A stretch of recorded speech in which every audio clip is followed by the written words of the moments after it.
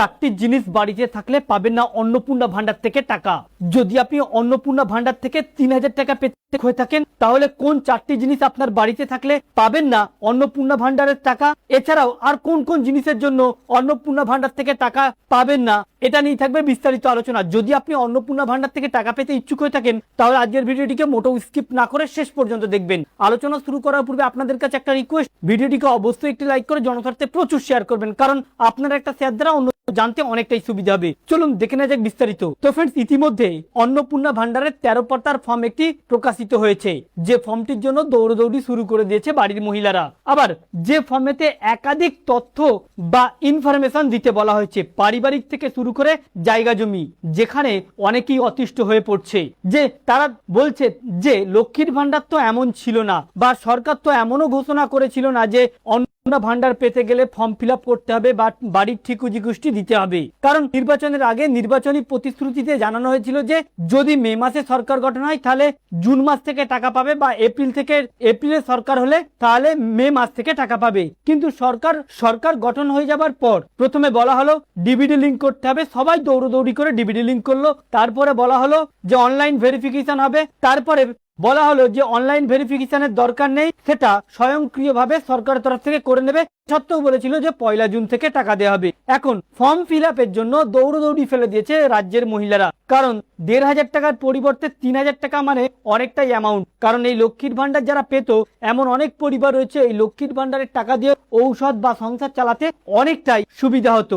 আর বর্তমান সরকারের দাবি যে যেন ন্যায্য ব্যক্তি এই অন্নপূর্ণা ভান্ডার থেকে টাকা পায়, কেউ দুর্নীতি করে টাকা না পায়, সে কারণেই এই পদক্ষেপ নেওয়া হচ্ছে।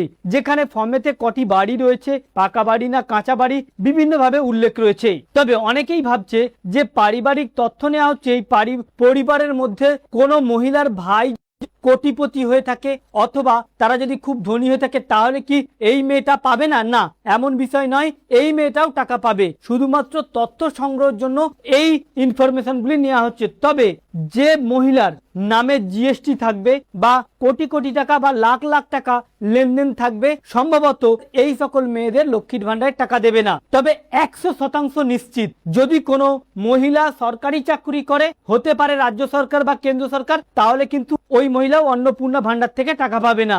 অথবা যদি কোনো মহিলার 4 চাকা থেকে থাকে, বিলাসবহুল গাড়ি থেকে থাকে, তাহলে তারা কিন্তু নাও পেতে পারে।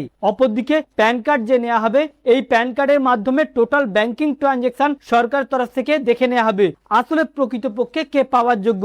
একই সাথে বলা হচ্ছে যাদের 3 থেকে 4টের অধিক বাড়ি, তাহলে তারা কি পাবে না?